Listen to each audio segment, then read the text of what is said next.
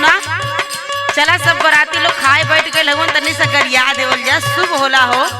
अगर ये वही 2-4 पैसा मन के मिलू जाई, काम बन जाई।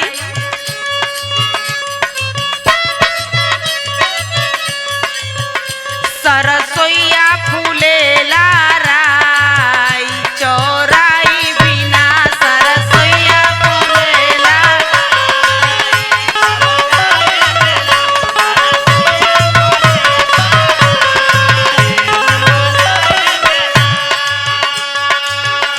अरे सरसों खोटे गईली ना समधिन का बही,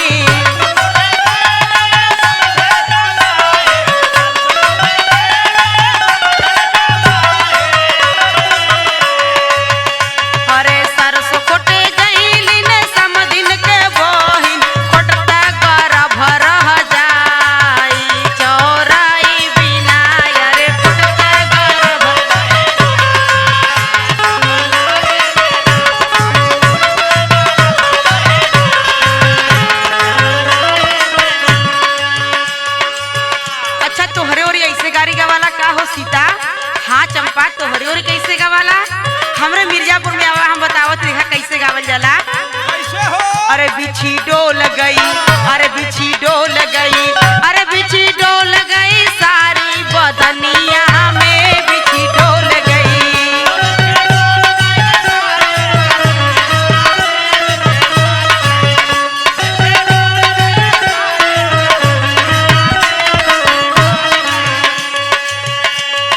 अरे दुल्हा के बहिन के अगले मरले सब, अगले मरले मरले सब बीच समनिया में, बिछी डोल गई।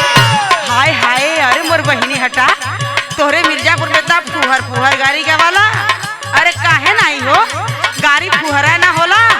अब फिर से सुना, अरे समधी के मम्मा के बहिन के अगले मरले सब, अगले मरले मरले सा उनके समनिया में, बिछी डोल गई।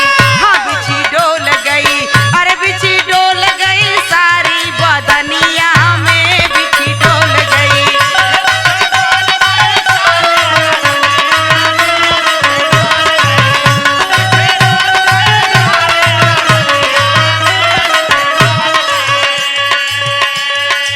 अये गीता, तू तो जौनपुर का ना हो, तो हरे और कैसे गवाला तरी तो हम बतावा।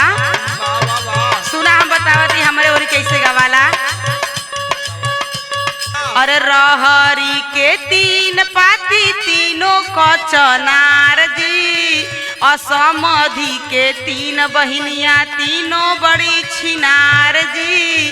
हटा बहिनी, और सुना, अरे एगो जानी इधर उधर, एगो जानी बाजार जी, और एगो सूत समधी संग हमारतिया टांग पसार जी। आई हो मोरी माई, बड़ी बिलज है हो। हटा बहिनी, आवा देखा हमरे बनारस में कैसे गवाला। हम बतावत हई, तनी सुनिला, और तनी सुनिला, तनी सुनिला, दुल्हा के बहिन छिनार, तनी सुनिला।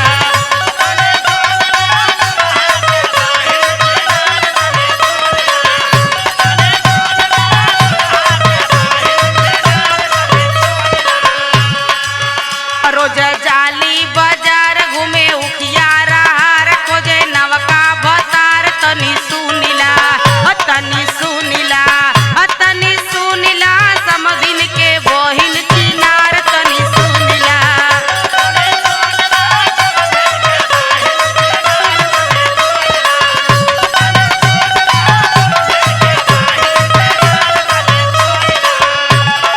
अरे ये रीता, हौ दुल्हवा रोवे लगल हो गरिया, सुनो सुनो, आई हो एकदम रोना हका दुल्हा हो।